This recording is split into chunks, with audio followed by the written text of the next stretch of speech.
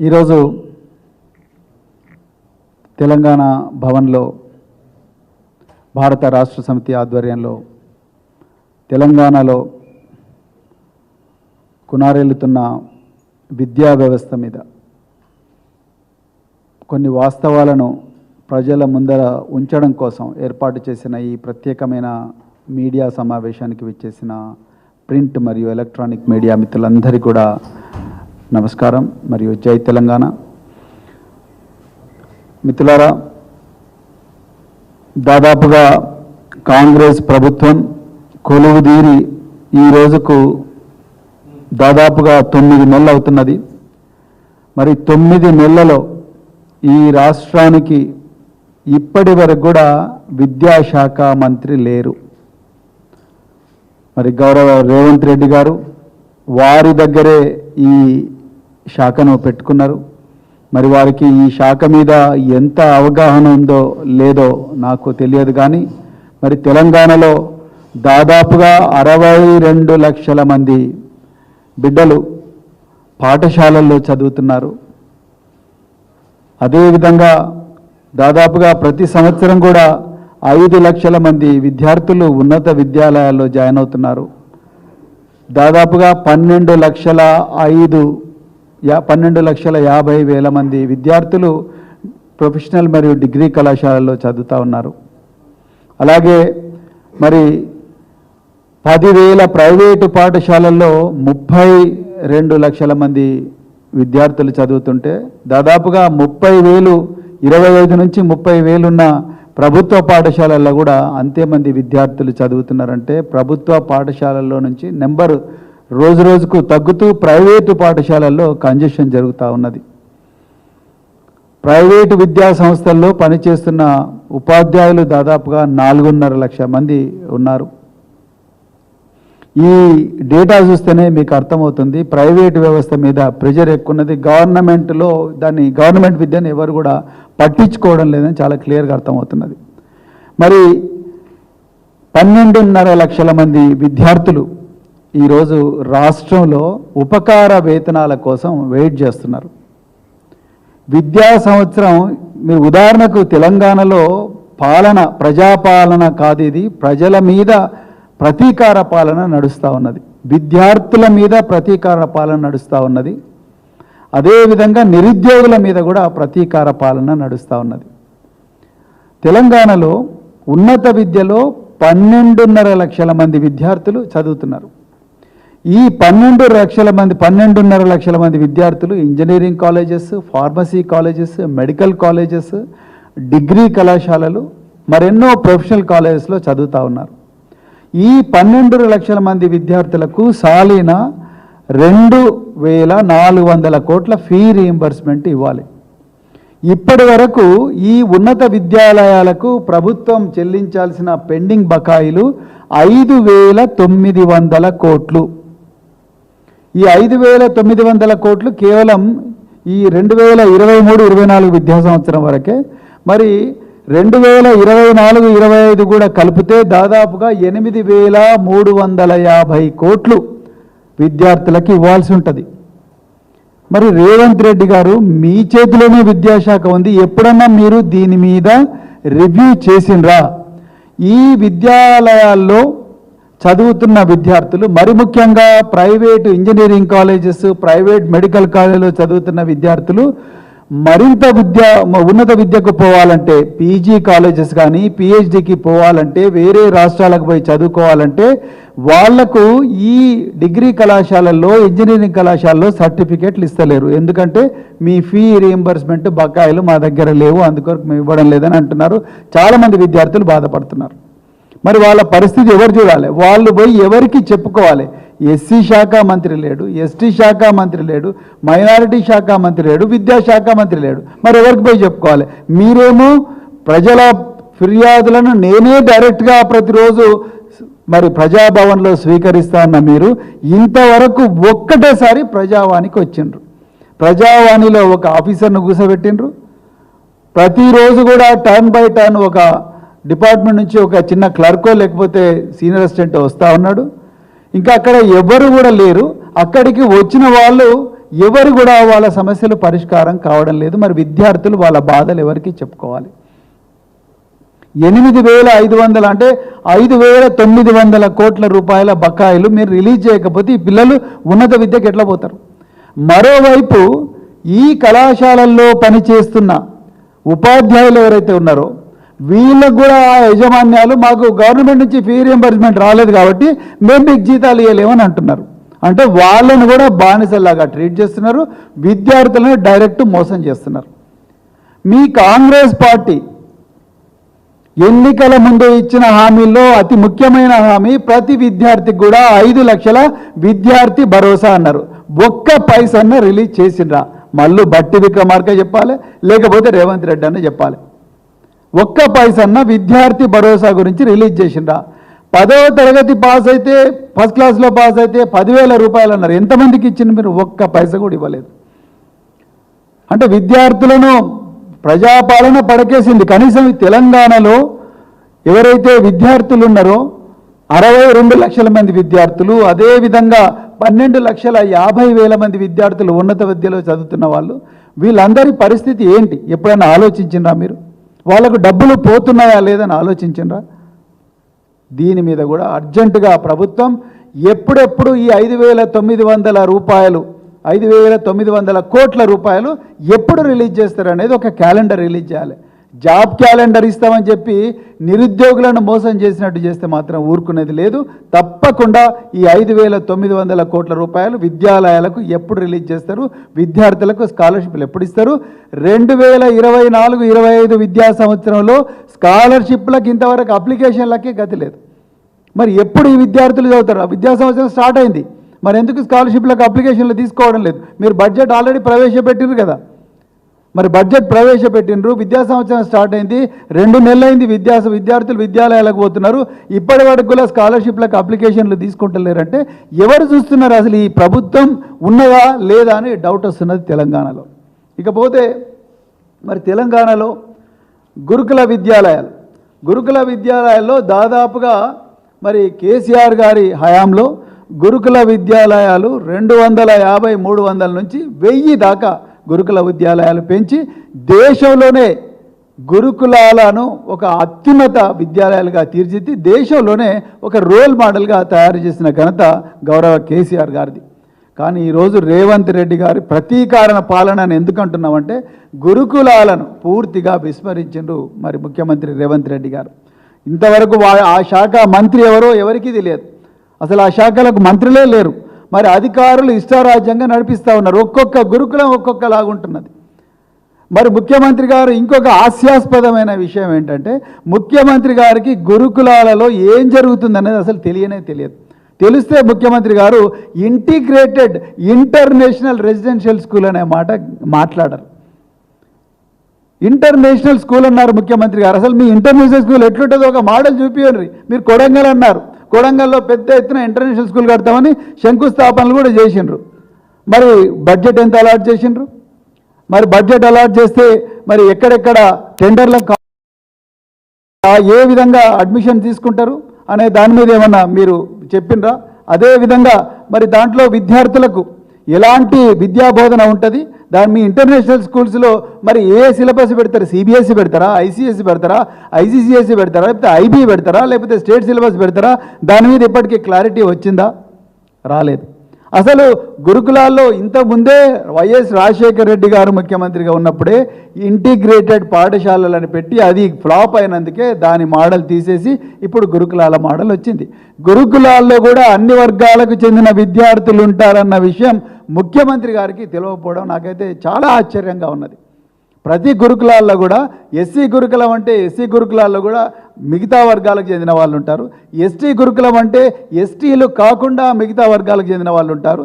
Minority గురుకులం అంటే మైనారిటీలు కాకుండా మిగతా వర్గాలకు చెందిన వాళ్ళు కూడా ఉంటారు. బీసీ వెల్ఫేర్ అంటే బీసీలే కాకుండా మిగతా వర్గాలకు చెందిన వాళ్ళు ఉంటారన్న కనీసమైన జ్ఞానం కూడా మరి ఇప్పుడున్న కాంగ్రెస్ పార్టీలో ఉండే నాయకులకు లేకపోవడం అనేది, మరి ముఖ్యంగా విద్యాశాఖను చూస్తున్న ముఖ్యమంత్రి గారికి దీని మీద అవగాహన లేకపోవడం అనేది విద్యా వ్యవస్థ మీద ఉన్న వారికి ఉన్న శ్రద్ధను మనకు చూపిస్తూ ఉన్నది. మరి ఈ గురుకులాలు ఈరోజు ముఖ్యమంత్రి గారు ఒక్కోసారి చాలా భయంకరమైన ఆందోళన కలిగించే స్టేట్మెంట్లు ఇస్తూ ఉన్నారు. మొన్న ముఖ్యమంత్రి గారు అన్నారు మధ్యాహ్న భోజన పథకం అంతా కూడా అక్షయ పాత్రకు అప్పగిస్తామన్నారు. ముఖ్యమంత్రి గారు మేము ఏమంటున్నామంటే ఈ విద్యార్థులకు భోజనం పెట్టాల్సిన బాధ్యత ప్రభుత్వానికి, ప్రభుత్వ డిపార్ట్మెంట్లది, ఎడ్యుకేషన్ డిపార్ట్మెంట్ కానీ చైల్డ్ వెల్ఫేర్ కానీ లేకపోతే మిగతా డిపార్ట్మెంట్లది. ఆ బాధ్యత ప్రభుత్వాలు తీసుకోవాలి కానీ ధార్మిక సంస్థలకు ఇవ్వకండి. రాజ్యాంగంలో 20వ అధికరణం నుండి 28వ అధికరణం వరకు రాజ్యాంగం స్టేట్ను సెక్యులర్, మన ప్రియాంబుల్లోనే ఉంటుంది. మన రాహుల్ గాంధీ గారే రోజు రాజ్యాంగం పట్టుకొని తిరుగుతూ ఉన్నారు. ఆ పార్లమెంట్లో రాజ్యాంగం ఎప్పుడూ వదులుతలేడు ఆయన. ఏమంటే రాజ్యాంగం అంటాడు, ఎక్కడ పోయినా రాజ్యాంగబద్ధమైన పాలన అంటాడు.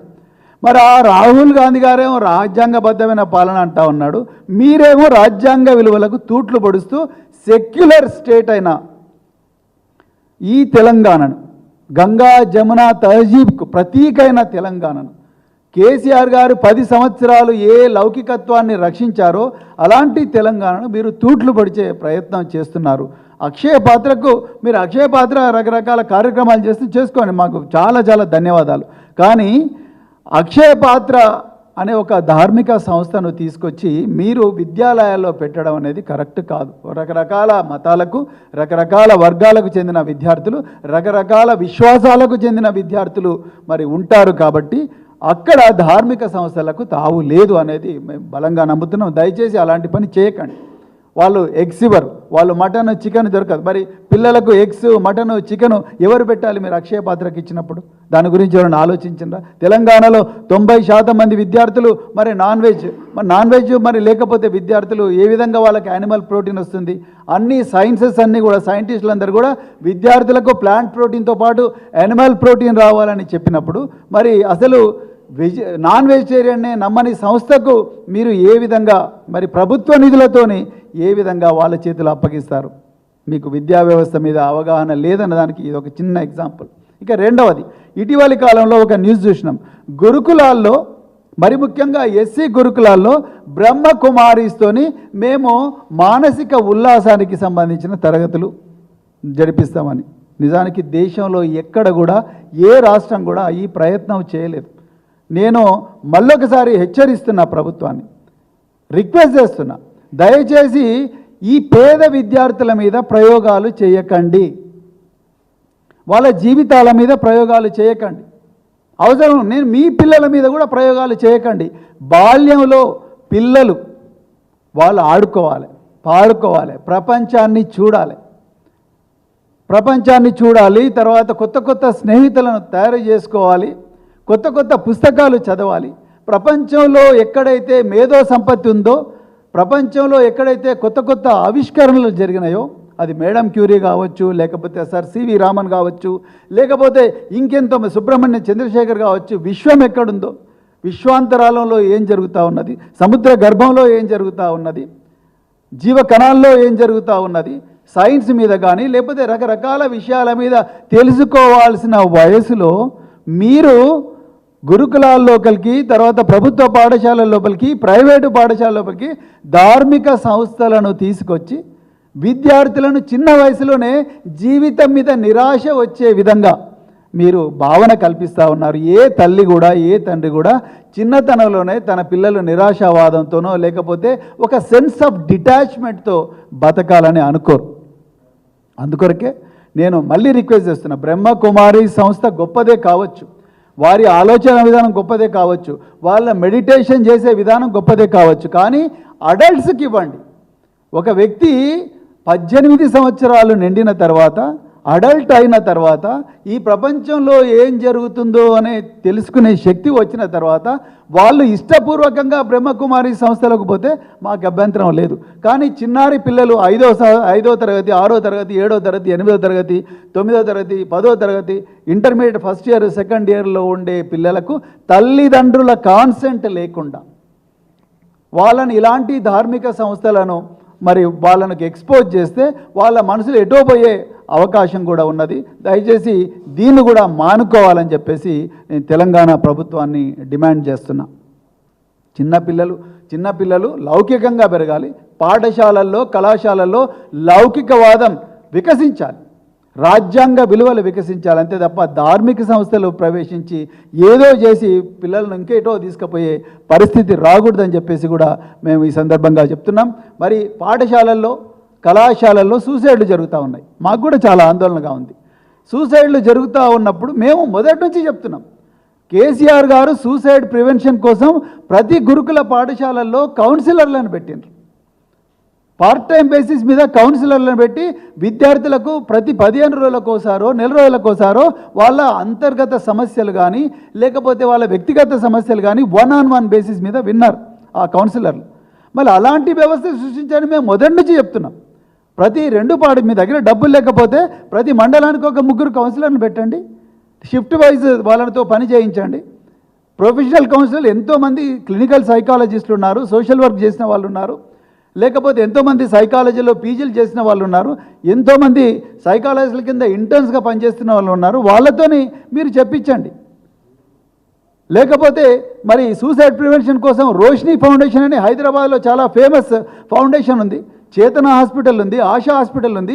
ఆ హాస్పిటల్స్ రోషిని ఫౌండేషన్ లాంటి వాళ్ళతోని మన టీచర్లకో లేకపోతే ఈ కొత్త యువకులకో వీళ్ళందరికీ మీ కళాశాలల నుంచే బయటకు పోయిన విద్యార్థులందరికీ కూడా ఒక 6 months 1 year ప్రోగ్రామ్ ఇప్పించి వాళ్ళని కౌన్సిలర్గా పెట్టి వాళ్ళకి జీతం ఇవ్వండి.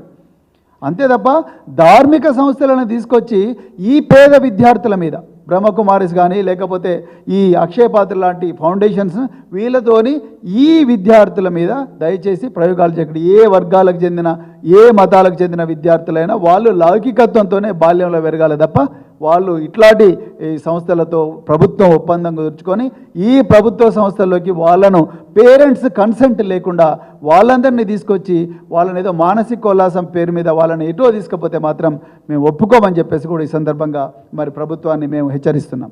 అదేవిధంగా ఇప్పటి వరకు చాలా గురుకులాల్లో యూనిఫామ్ రాలేదు. విద్యా సంవత్సరం మొదలయ్యి దాదాపుగా 3 నెలలు అవుతున్నది.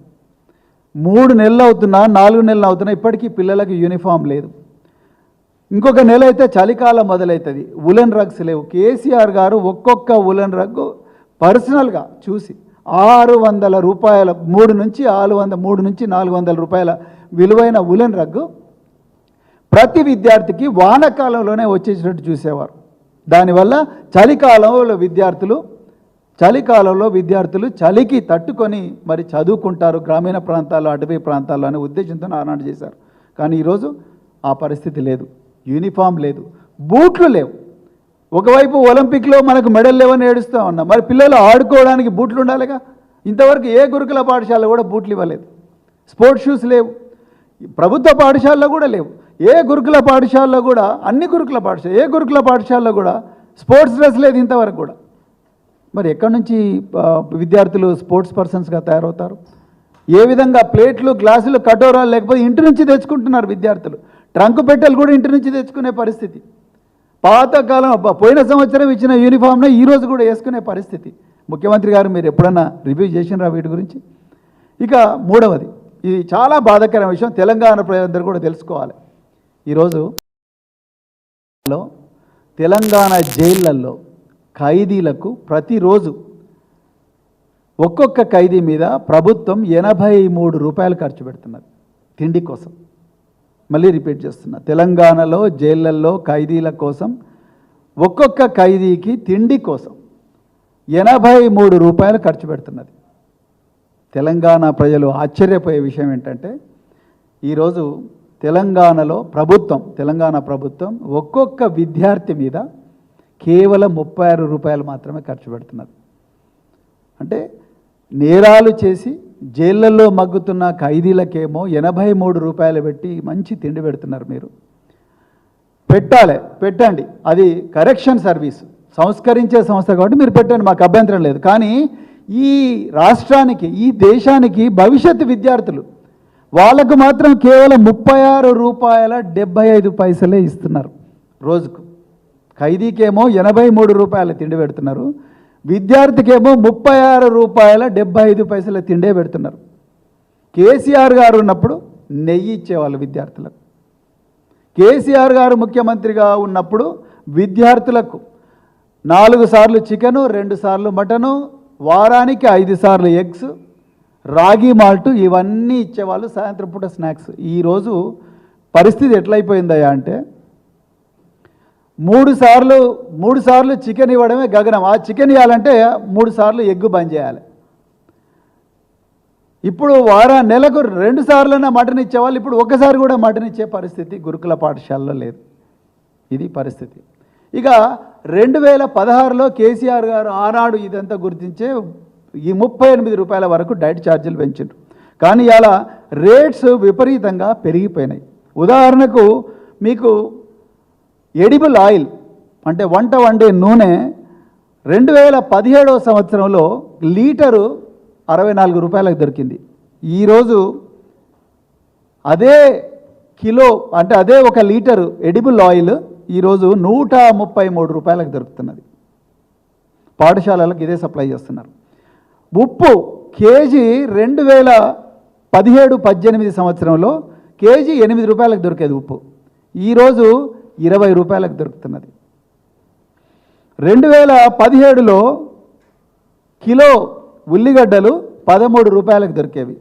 ఇదంతా డిస్ట్రిక్ట్ పర్చేజ్ కమిటీ కలెక్టర్ దగ్గర ఖరారు చేసిన రేట్లనే నేను మాట్లాడుతున్నా. 2017లో ఉల్లిగడ్డలు 13 రూపాయలకు దొరికేది కేజీ, కానీ ఈరోజు 30 రూపాయలకు దొరుకుతున్నది. చింతపండు కేజీ 75 రూపాయలకు దొరికేది 2017లో, కానీ ఈరోజు చింతపండు 130 రూపాయలకు దొరుకుతున్నది. వెజిటబుల్స్ సగటున అన్ని వెజిటబుల్స్ కలిపి కిలో 14 రూపాయలకు దొరికేది 2017లో, ఈరోజు వెజిటబుల్స్ కిలో 18 రూపాయలకు దొరుకుతున్నది, కొంచెం తగ్గింది. సో దాదాపుగా. తర్వాత చికెన్ 2017లో 140 రూపాయలకు దొరికేది కేజీ, ఈరోజు 190 రూపాయలుగా ఖరారు చేసిండ్రు. ఎగ్స్ ఒక్కొక్క ఎగ్ 3.2 రూపీస్, ఇవాళ 6 రూపీస్ అయింది. అదేవిధంగా మటన్ కిలో 2017లో 340 రూపాయలు ఖరారు చేసిండ్రు, ఇవాళ మటన్ కిలో 650 రూపాయలు ఖరారు చేసిండ్రు. అదేవిధంగా చిల్లీ పౌడర్ 150 రూపాయలు 2017లో ఉంటే ఈరోజు 340 రూపాయలు అయింది చిల్లీ పౌడర్ కేజీ. మిల్క్ పాలు లీటర్ పాలు 2017లో 42 రూపాయలు అయితే ఈరోజు లీటర్ పాలు 60 రూపాయలుగా ఖరారు చేసిండ్రు. 2017లో కేసీఆర్ గారి ప్రభుత్వం ఈ రేట్లను దృష్టిలో పెట్టుకొని 38 రూపాయలు 36, 37, 38 రూపాయలుగా ఖరారు చేసింది ప్రతి విద్యార్థికి. ఈరోజు కూడా అదే రేట్ ప్రకారం వస్తుంది. నేను చెప్పాలనుకున్నది ఏంటంటే అదే 38 రూపాయలతోని ఈరోజు ఇవేవి రావు. అంటే విద్యార్థుల పొట్టగొడుతున్నది ప్రభుత్వం. బాల్యంలో బాగా తిని ఆడుకుంటూ పాడుకుంటూ మేధో సంపత్తిని పెంచుకోవాల్సిన విద్యార్థులు అన్నమో రామచంద్ర అని చెప్పి ఆకలితో అలమటిస్తున్నారు, సగం కడుపుతో బతుకుతున్నారు. రేవంత్ రెడ్డి గారు, మరి మీకు విద్యా సంస్థల మీద ఏమాత్రం అవగాహన ఉందో లేదో నాకు తెలియదు, కానీ దయచేసి అర్జెంటుగా డైట్ ఛార్జీలు పెంచండి. ఆనాడు 42 రూపాయలకు లీటర్గా ఉన్న పాలు ఈరోజు 60 రూపాయలైనాయి. అదేవిధంగా 64 రూపాయలకు లీటర్గా దొరికిన వంట నూనె ఈరోజు 133 రూపాయలైంది. అర్జెంటుగా పెంచాల్సిన అవసరం ఉంది, లేకపోతే పాఠశాలల్లో ఉపాధ్యాయులు పిల్లలకు తిండి పెట్టడం లేదు. అదేవిధంగా కేసీఆర్ గారి హయాంలో ఈ రాష్ట్రంలో కాదు ఈ దేశంలోనే తలమానికంగా సెంటర్ ఆఫ్ ఎక్సలెన్స్లు వచ్చినాయి. అంటే గ్రామీణ ప్రాంతాల నుంచి వచ్చిన విద్యార్థులు ఈ కార్పొరేట్ పాఠశాలల్లో చదువుకొని లక్షల రూపాయల కష్టార్జితాన్ని ఆ సంస్థల దగ్గర కుమ్మరించి డాక్టర్లు కాలేరు, ఇంజనీర్లు కాలేరు. ఆనాడు కేసీఆర్ గారు చాలా పెద్ద ఎత్తున సెంటర్ ఆఫ్ ఎక్సలెన్స్లను పెట్టిండు. కానీ ఈరోజు రేవంత్ రెడ్డి ప్రభుత్వం ఈ సెంటర్ ఆఫ్ ఎక్సలెన్స్లో పనిచేస్తున్న సబ్జెక్ట్ అసోసియేట్స్ ఎవరైతున్నారో వాళ్లకు 4 నెలల నుంచి జీతాలు ఇవ్వడం లేదు. మరి ఎక్కడ పోయిండు మల్లుబట్టి విక్రమార్క? సామాజిక న్యాయం అని చెప్తున్న మల్లుబట్టి విక్రమార్క గారు, మరి ఈరోజు దళిత ఉప ముఖ్యమంత్రి గారు చెప్తున్న మల్లుబట్టి విక్రమార్క గారు, మరి మీరు రేవంత్ రెడ్డి, మీరు ఆయన కొడంగల్లో, మీరు మధిర నియోజకవర్గంలో ఇంటర్నేషనల్ స్థాయి విద్య ఇస్తామని చెప్పేసి మీరు చెప్తున్నారు. మరి ఎందుకు ఈ సెంటర్ ఆఫ్ ఎక్సలెన్స్లో జీతాలు ఇవ్వడం లేదు ఉపాధ్యాయులకు? గౌలుదొడ్డి అనే సంస్థను కేసీఆర్ గారు ప్రపంచ స్థాయికి తీసుకుపోయినారు. సెంట్రల్ ఫినాన్స్ కమిషన్ 15 నిమిషాల కోసం వస్తామన్న దానిలో 3.5 గంటలుండి అక్కడుండే విద్యార్థులను తెలుసుకొని ఇది దేశవ్యాప్తంగా మోడల్ కావాలని చెప్పేసి ఏకలవ్య మోడల్ స్కూల్స్ కూడా గౌలిదొడ్డి రెసిడెన్షియల్ పాఠశాల మోడల్లో చేస్తే ఈరోజు పరిస్థితి ఏందయ్యా అంటే గౌలిదొడ్డి రెసిడెన్షియల్ స్కూల్లో పనిచేస్తున్న సబ్జెక్ట్ అసోసియేట్స్కు గత 3 నెలల నుంచి జీతాలు రావడం లేదు. అంటే తిండి పెట్టకుండా నీళ్లు పోయకుండా ఒక వ్యక్తిని ఏ విధంగా అయితే చంపుతారో ఆ విధంగా ఈ పాఠశాలల్లో పనిచేస్తున్న ఉపాధ్యాయులకు జీతాలు ఇవ్వకుండా మానేస్తే వాళ్ళందరూ కూడా వెళ్ళిపోతారు.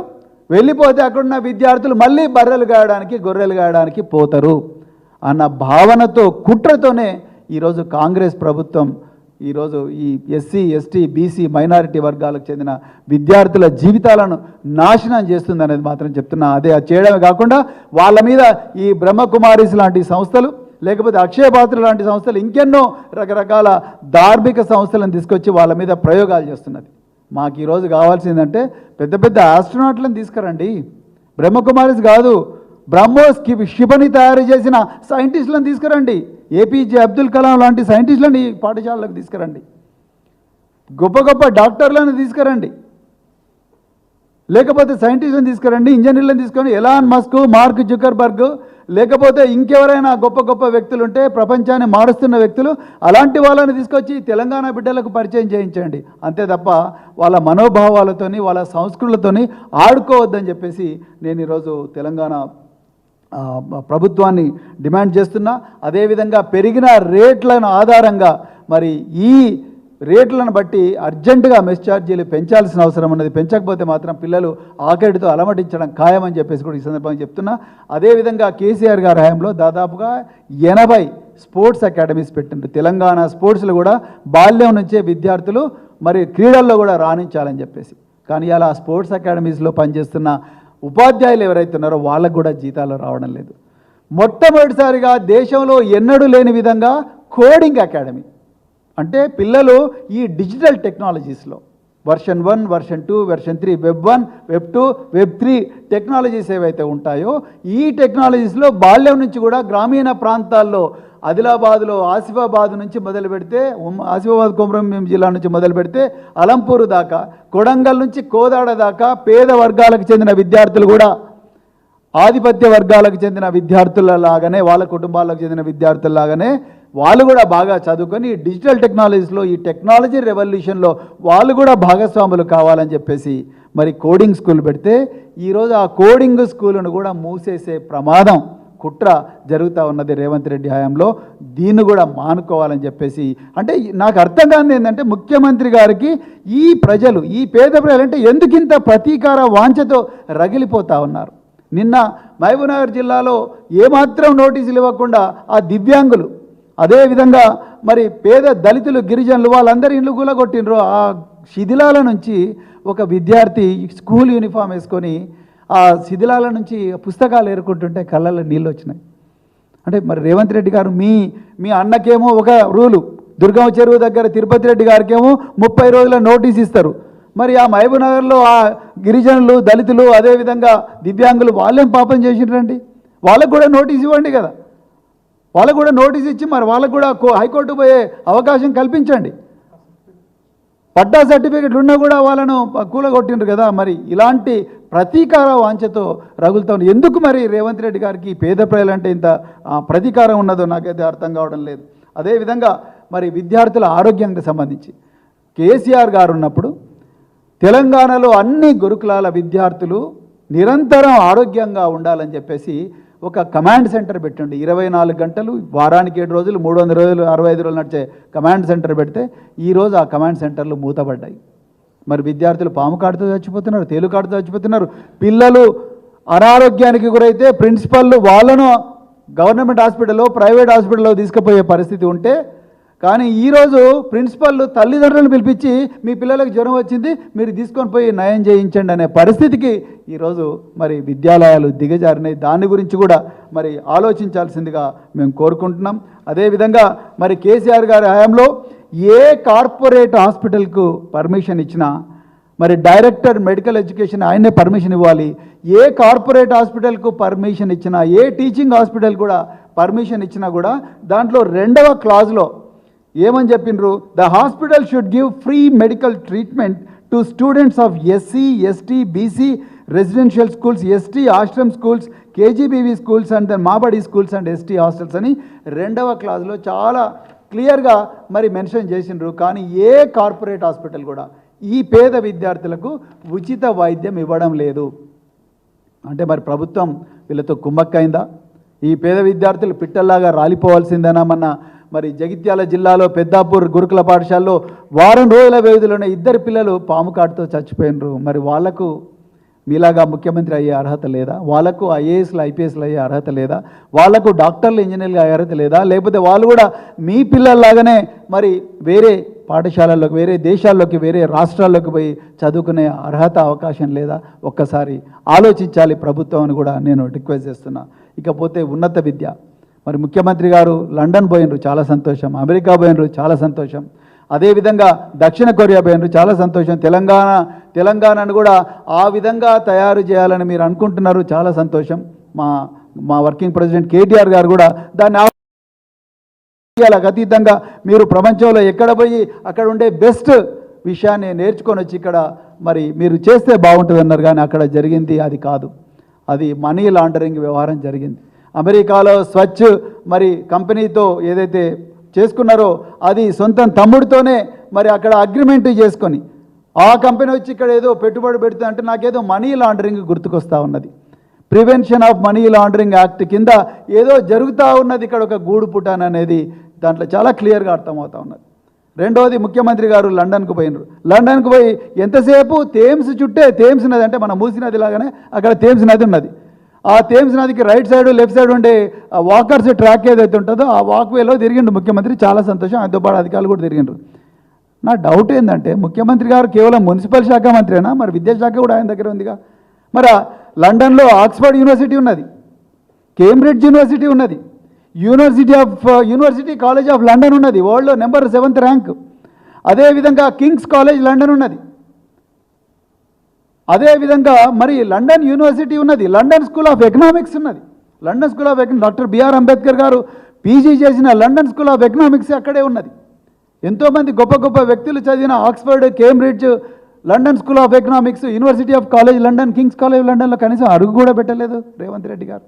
అమెరికాలో ఉండే గొప్ప గొప్ప యూనివర్సిటీలు అడుగుపెట్టి నా ఉస్మానియా యూనివర్సిటీని, నా మహాత్మా గాంధీ యూనివర్సిటీని, నా పాలమూరు యూనివర్సిటీని, లేకపోతే నా కాకతీయ యూనివర్సిటీని, తెలంగాణ యూనివర్సిటీని, ఇంకొక యూనివర్సిటీలు ఏవైతే ఉన్నో మహిళా యూనివర్సిటీ ఏదైతే ఉందో కోటిలో, ఆ యూనివర్సిటీలు కూడా ఈ విధంగా గొప్పగా తయారు చేయాలన్న ఆలోచన మీకు లేదా? ఎంతసేపు మూసీ నది, థేమ్స్ నది పక్కపొంటి రైట్ లెఫ్ట్ ఏంటంటే ఇక్కడ 1,50,000 కోట్ల రూపాయల బడ్జెట్ ఉన్నది.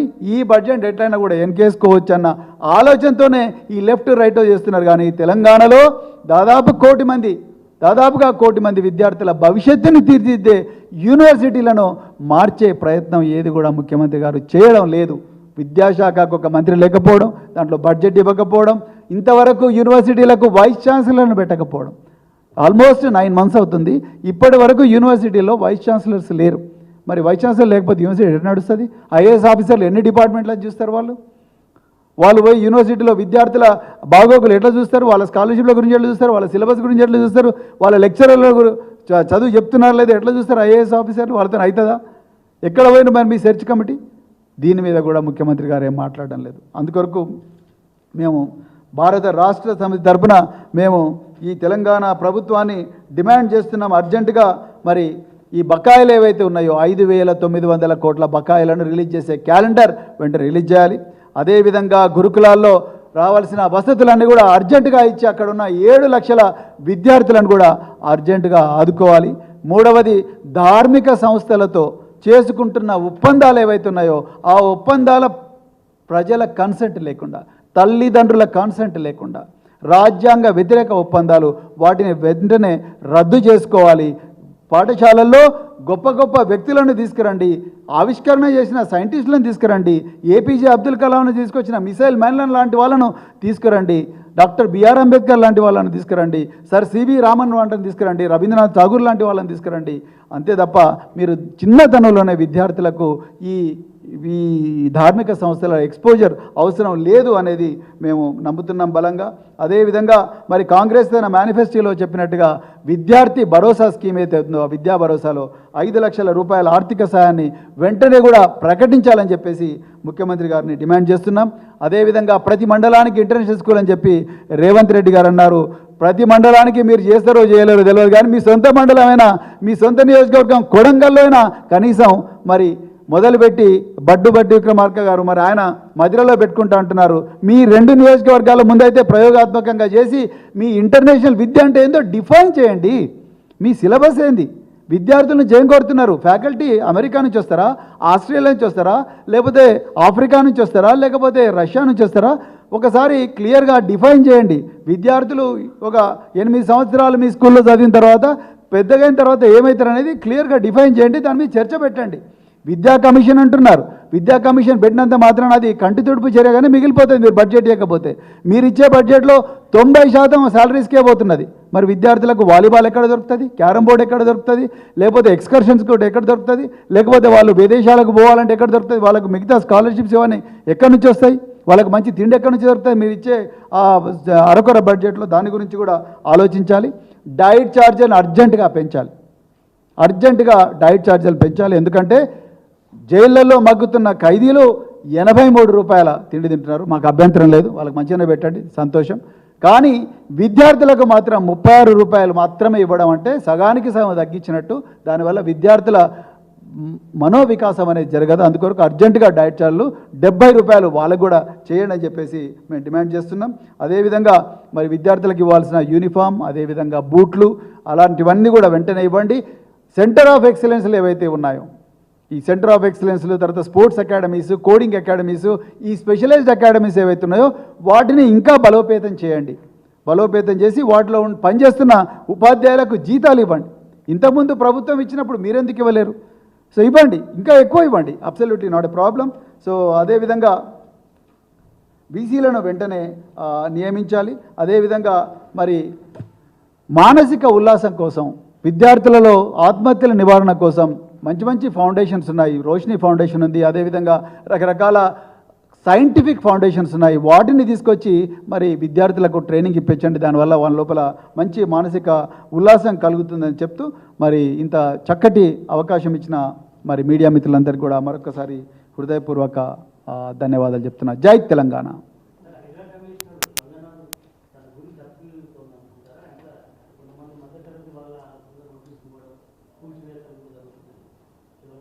అంటే ఈ ప్రెస్ కాన్ఫరెన్స్ హైడ్రా మీద కాదు, కానీ మీరు అడిగిండ్రు కాబట్టి నేను చెప్తున్నా. ధనవంతులకు ఒక న్యాయం, పేదలకు ఇంకొక న్యాయం ఉండకూడదు. ఇది అనాదిగా చెరువులను కాపాడుకోవాల్సింది, దాంట్లో డౌట్ లేదు. ఏ ప్రభుత్వం ఉన్నా కూడా చెరువులను కాపాడాలి, పర్యావరణాన్ని కాపాడాలి. ఆనాడు కాకతీయులు వాళ్ళు చెరువులను నిర్మించే ఇక్కడ ఈ ఈ సంస్కృతిని కానీ సమాజాన్ని, నాగరికతను రక్షించిండ్రు. ఆసఫ్ జాహీలు కూడా అదే పని చేసిండ్రు. అదేవిధంగా నిజాం నవాబులు కూడా అదే పని చేసిండ్రు. సో చెరువులను తప్పనిసరిగా రక్షించుకోవాలి. కానీ దీంట్లో పాయింట్ ఏంటంటే ఒకరికి ఒక న్యాయం, ఇంకొకరికి ఒక న్యాయం జరగకూడదు. అందరికీ అవకాశం ఇవ్వాలి. మరి ముఖ్యంగా పేద మధ్యతరగతి వర్గాలకు చెందిన వాళ్ళకి ఆల్టర్నేటివ్ జాగా చూపించాలి. వాళ్ళు ఎక్కడ పోతారండి? నిన్న మహబూబ్నగర్లో ఇల్లు ఊలగొట్టిండ్రు. రాత్రి వచ్చి 400 మంది పోలీసులు ఊలగొట్టిండ్రు. మరి ఆ 400 మంది పోలీసులు దుర్గం చెరువులో తిరుపతి రెడ్డి ఇంటికి ఎందుకు పోలే? సింపుల్ విషయం, ఎందుకు పోలే? సో అంటే ఇక్కడ వాళ్ళకొక న్యాయం, వీళ్ళకొక న్యాయం. వాళ్ళ విషయంకి వచ్చే వరకు లీగల్ ప్రాసెస్, హైకోర్టు పోవడానికి టైము అదంతా ఇస్తున్నారు. మరి పేదల దగ్గర వరకు బడాబడి కొలగొడుతున్నారు. అంటే వాళ్ళకి ఎవరు లేరా? ఆ యూనిఫామ్ వేసుకున్న ఒక అమ్మాయి శిథిలాల నుంచి పుస్తకాలు ఏరుకుంటుంటే ముఖ్యమంత్రి గారికి నిజం పడుతుంది అసలు? నాకు ముఖ్యమంత్రి గారు ఆలోచిస్తున్నారు దీని గురించి. ధనవంతులు అయితే పోతారండి, వాళ్ళ స్కూల్లోనే ఇళ్ళకి తెచ్చుకుంటారు. అవసరం కొంటే ట్యూటర్లను కూడా ఇళ్ళకి తీసుకొచ్చి చదివించుకుంటారు వాళ్ళ పిల్లలను. పేదలకు ఆ పరిస్థితి లేదు, అందుకొరకే వాళ్ళు పేదలుగా మారిపోయినారు. యూనిఫామ్ వేసుకున్న అమ్మాయి పుస్తకాలు ఏరుకుంటుంటే ఎట్లా చూస్తాను? వాళ్ళ పరిస్థితి ఎందుకు వచ్చింది అసలు? వాళ్ళు వచ్చి ప్రభుత్వ స్థలాల్లో భూములు వేసుకునే పరిస్థితి ఎందుకు వచ్చింది? పట్టాలు ఇచ్చిండ్రు కదా ఇంతకుముందు మా మాజీ మంత్రి శ్రీనివాస్ గౌడ్ గారు క్లియర్గా చెప్పిండ్రు, పట్టాల భూమి కదా అది, చాలా చోట్ల ఉన్నాయి. మరి అప్పట్లో మరి ఎఫ్టీఎల్ బఫర్ జోన్ అవన్నీ డిఫైన్ చేసిన అధికారులు అప్పుడు పర్మిషన్లు ఎట్లా ఇచ్చిండ్రు? పేద మధ్యతరగతి వాళ్ళకి ఇవన్నీ ఏం తెలుస్తాయి? వాళ్ళకి ఇల్లు కావాలంటుంది, బతుకు తెరువు కోసం పట్టణ ప్రాంతాలకు వస్తారు. ఇప్పుడు దేవరకొండలో బతుకు తెరువు దొరికితే సింగరేణి కాలనీకి వచ్చి ఎందుకు బతుకుతారు బంజారా సోదరులు? సింపుల్ విషయం. సింగరేణి కాలనీకి వస్తున్నారు, వచ్చి ఆ రేకుల షెడ్లలో బతుకుతున్నారంటేనే చాలా క్లియర్గా అర్థమైతే అక్కడ జీవితం లేదు, ఇక్కడ జీవితం బాగుంటుందని ఆశతో వస్తారు. ఇక్కడ కూడా నువ్వు వాళ్ళ శిథిలం చేస్తే మరి ఎక్కడ పోవాలి వాళ్ళు? Then show the alternative land, show the alternative space to live, then show them alternative accommodation and then show them alternative comfort, then treat them as if they are your own brothers and sisters. There cannot be one law for Tirupati Reddy and another for poor people and physically disabled people, Dalits and Girijans in other districts. So దీన్ని మేము అర్జెంటుగా మేము ఖండిస్తున్నాం.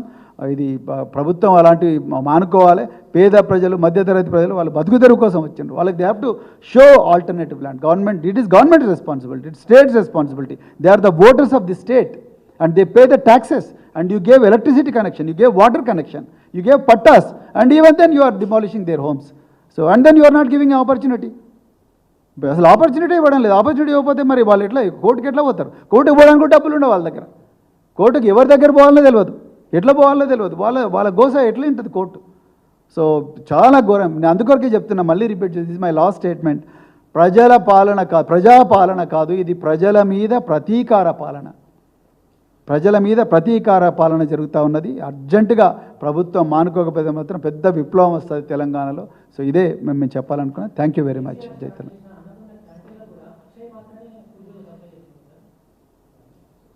నేను ముఖ్యమంత్రి గారు వారు అక్షయ పాత్ర అనేది మేము మధ్యాహ్న భోజన పథకంలో పెడతాము, అది రాష్ట్ర వ్యాప్తంగా విస్తరిస్తాము, మొట్టమొదట ప్రయోగం కొడంగల్లో చేస్తామని అన్నారు.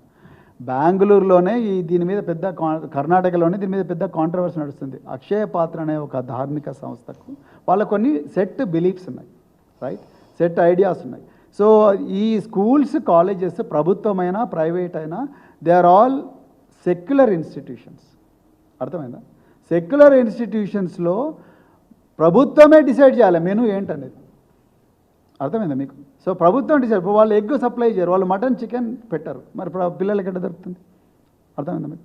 సో అది మేము అట్లాంటి సెక్యులర్ కాని సంస్థలను మీరు దయచేసి ఆలోచించక. 90% of the people in Telangana they eat non veg. Then పిల్లలకి ఎట్లా వస్తుంది? తల్లిదండ్రులు ఇళ్లలో నాన్ వెజ్ ఉంటారు, స్కూళ్ళల్లో మరి నాన్ వెజ్ పెట్టకపోతే పిల్లలకు యానిమల్ ప్రోటీన్ ఎక్కడి నుంచి వస్తుంది? అదే మా point. Thank you very much.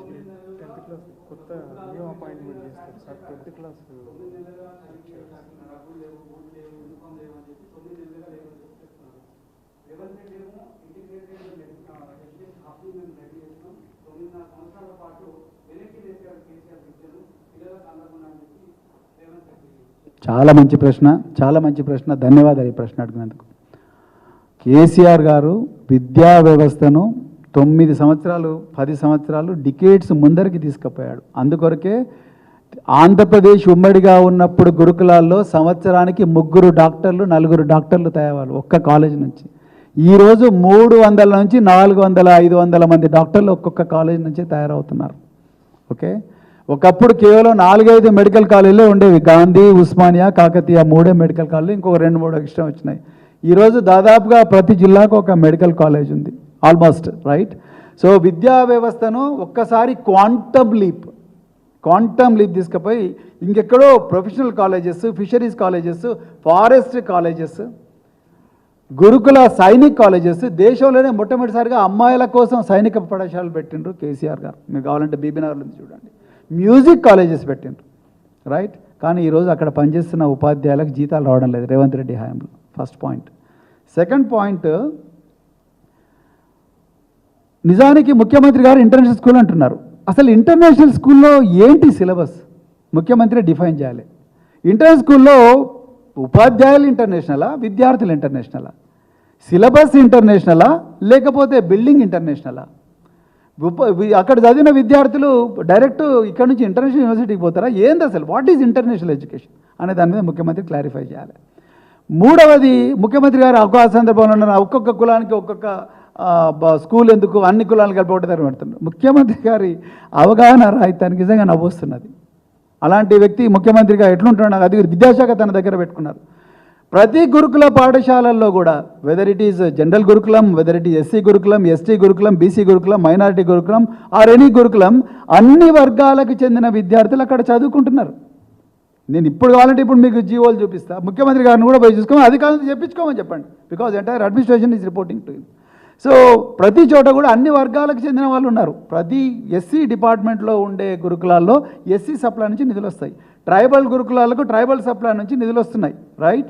So BC వర్గాలకు బీసీ వెల్ఫేర్ నిధులు వస్తున్నాయి. కానీ బీసీ వెల్ఫేర్ గురుకుల పాఠశాలలో మిగతా SC ST BC OC SC ST minority విద్యార్థులు కూడా చదువుతున్నారన్న విషయం ముఖ్యమంత్రి గారు తెలవడం లేదు. అదే నేను చెప్తున్నా, ఆ కనీసమైన అవగాహన కూడా లేకుండా ముఖ్యమంత్రి గారు దీని గురించి మాట్లాడుతున్నారు. కేసీఆర్ గారు విద్యా వ్యవస్థను నెక్స్ట్ లెవెల్కి తీసుకుపోయారు. ఈరోజు రేవంత్ రెడ్డి గారు ఈ విద్యా వ్యవస్థను తిండి పెట్టకుండా, జీతాలు ఇవ్వకుండా, యూనిఫామ్ ఇవ్వకుండా, బూట్లు ఇవ్వకుండా, బీసీలను నియమించకుండా చంపుతా ఉన్నాడు. ఇవాళ లెక్చరర్లను తొలగించడం కాదు, ఇప్పుడు గురుకుల పాఠశాలలో సంక్షేమ భవన్లో రోజు 100 మంది టీచర్లు మాకు ట్రాన్స్ఫర్లు అక్కడైనా ఇక్కడైనా అదైనా ఇదైనా మా ఉద్యోగాలు మా జీతాలు రావట్లేదని చేస్తూ ఉన్నారు. యూనియన్లు ఇష్టారాజ్యంగా ప్రవర్తిస్తూ ఉన్నాయి. మరి విద్యార్థులకు పాఠాలు చెప్పాల్సిన ఉపాధ్యాయులు ఈ సంక్షేమ భవన్ల ముందర, ప్రజాభవన్ ముందర అర్జీలతోని పడిగాపులు కాస్తుంటే మన విద్యార్థులకు ఎక్కడ చదువు చెప్తారు? చాలా ఇంటర్మీడియట్ కాలేజీల్లో పిల్లలను తీసుకున్నారు, ఉపాధ్యాయులు లేరు. ఇది వాస్తవం. పిల్లలను తీసుకున్నారు, ఉపాధ్యాయులు లేరు. మరి ఎట్లా చెప్తారు చదువు? ఎవరు అడగాలి? తల్లిదండ్రులకు మా అక్కడ పెడితే ఉపాధ్యాయులే తల్లై తండ్రై బతికిస్తారనుకున్నారు. కానీ ఇవాళ వాళ్ళు పొలాల నుంచి ఇవాళ సోయింగ్ సీజన్ పొలాలన్నీ వదులుకొని ఇవాళ ఉపాధ్యాయులు తల్లిదండ్రులు పిల్లలకు ఏం చదువు చెప్తున్నారు చూసే పరిస్థితి ఉన్నది తెలంగాణలో.